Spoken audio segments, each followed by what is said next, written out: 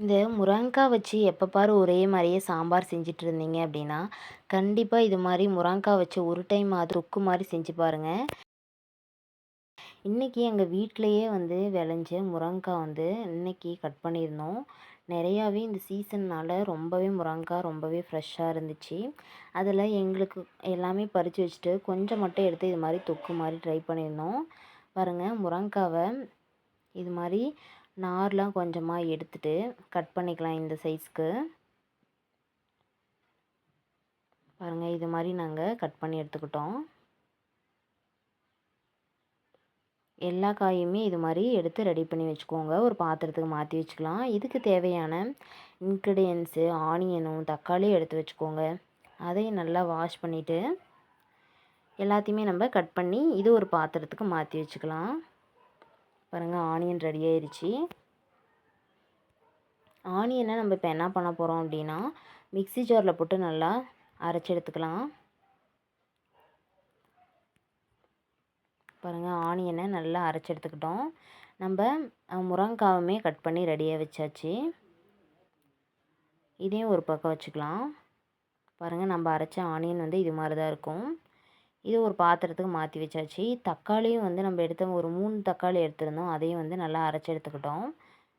அதை ஒரு பிளேட்டுக்கு மாற்றி வச்சுக்கலாம். ஒரு கடாயில் எண்ணெய் ஊற்றிட்டு ஃபஸ்ட்டு நம்ம முருங்கைக்காவை வந்து கலர் சேஞ்சஸ் ஆகிற வரையும் நல்லா வறுத்தெடுக்க போகிறோம். இது மாதிரி நல்லா கலர் சேஞ்சஸ் ஆகிற வரையும் முருங்கைக்காவை வறுத்து எடுத்துக்கோங்க. பாருங்கள், இது மாதிரி இருக்கணும். வறுத்து எடுத்துகிட்டு ஒரு பிளேட்டுக்கு மாற்றி வச்சுக்கலாம்.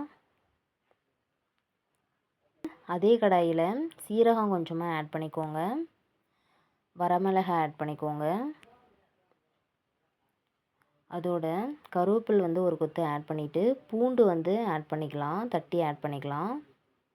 ஆட் பண்ணிவிட்டு நல்லா கிளறி விட்டுக்கோங்க. இந்த டைமில் நம்ம தூள்லாம் ஆட் பண்ண போகிறோம். ஃபஸ்ட்டு மஞ்சத்தூள் வந்து ஒரு ஸ்பூனே ஆட் பண்ணிக்கலாம்.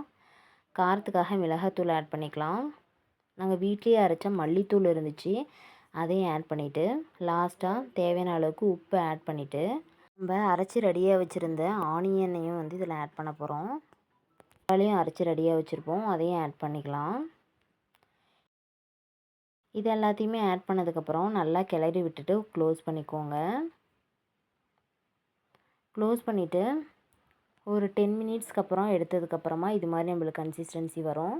இந்த டைமில் நம்ம ரெடி பண்ணி வச்சுருந்த முருங்கைக்காவை வந்து இதில் ஆட் பண்ணிக்கலாம்.